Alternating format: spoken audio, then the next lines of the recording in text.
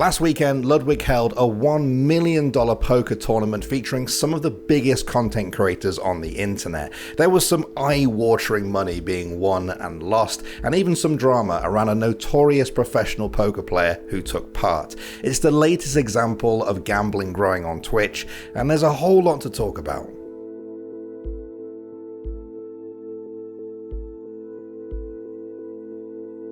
Alright guys, just before we get into this, I want to let you know that if you or anyone you know has had a problem with gambling and wants help, there are resources available where you live. You can follow the link in the description to visit the National Council on Gambling and find out more. Okay, so Ludwig's poker tournament was massive, both because of who took part and the money up for grabs. There was XQC and Slime, Mr. Beast, Alan Keating, Alexandra Botez and Ninja, as well as two professional poker players, Tom Dwan and Phil Hellmuth, all competing to grab a piece of a $1 million prize pool. For the most part, the game offered exactly what people tuned in for. Big names playing with big money and having some fun along the way, sometimes at XQC's expense. I'm pretty sure someone can see them in your glasses if they wanted to. I just noticed last round. Wow. Yeah. You shouldn't wear those. I can see your cards through it. Oh, wow. You're welcome. I could have abused the out of that. Those glasses, it's time for the yellow ones. Time for the yellow ones. Victor 2.0? XQC would go on to lose almost $100,000 at the table. Ludwig and Mr. Beast took home over $400,000 each, but after 8 hours of play, chess star Alexandra Botez was the all-out champion, with almost $500,000 in winnings. Wow. She just won over $250,000 pot with Jack 10 on that run out. Alexandra Botez, the queen of chess herself, is dominating this game tonight. Scoops a $280,000 pot, and she... Poker's easy. I'm sweating my balls off here.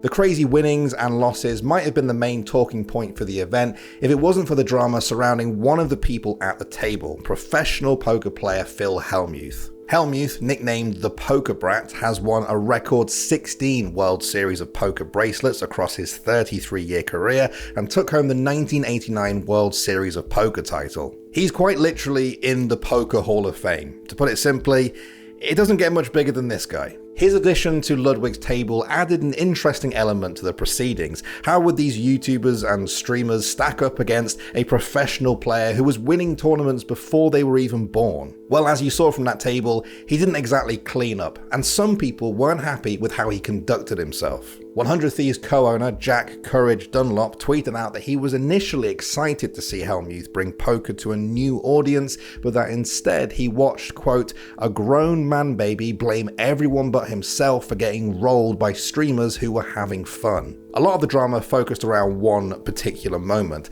At one point, Hellmuth was involved in a hand with Slime. Now, Slime thought that Hellmuth had folded when in reality he'd only shown his cards. I just have no idea what to do here. Show the table. And Hellmuth just folded the best hands. Yeah, it's just you. Down a show? I have ace-9, yeah.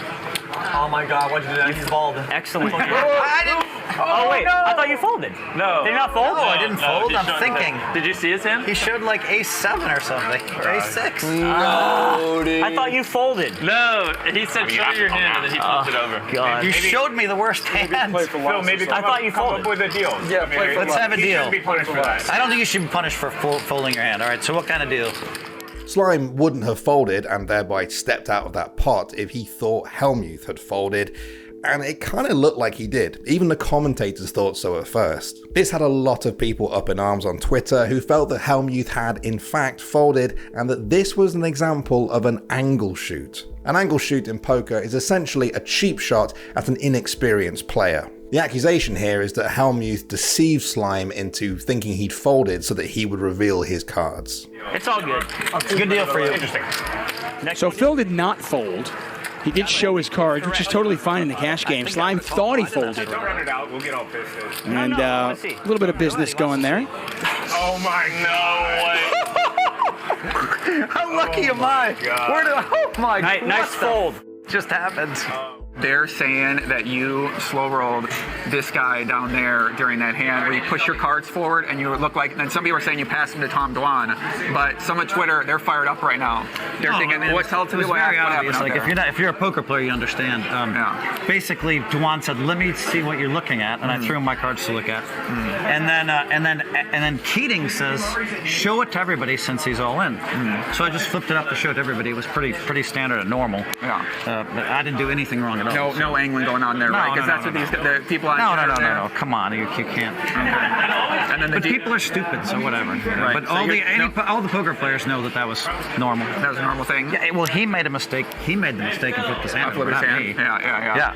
Now, Hellmuth did give Slime back his money minus $5,000 as a deal, but there were calls from many people that the right thing to do would have been to give him the full amount back, given the circumstances. Hellmuth said on Twitter that the whole thing was controversy over nothing, that Slime made a mistake, which he himself was attacked for, and that the poker world knows he did nothing wrong. Some poker fans were quick to point out that this is all just part of Hellmuth's brand, that he's known for stirring things up, getting inside his opponent's head, and just generally being the villain of the table. As you can tell from the heat that surrounds this topic, it is pretty open for debate. I've seen plenty of knowledgeable poker people take both sides of this, but either way, it's safe to say that Hellmuth didn't come out of this with the best public image, even more so than usual. Now, you might think that was the end of the gambling-related news for the weekend, but there was more. Before the tournament, XQC appeared on Pokémon's podcast. One of the topics they talked about was his gambling. XQC has regularly taken part in sponsored gambling streams over the past year,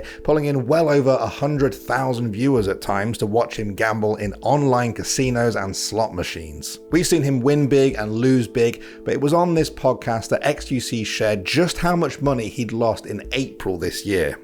Because it's fun. It's Yes. fun and I can afford it. I can afford doing it. Just because it's fun doesn't mean it's okay.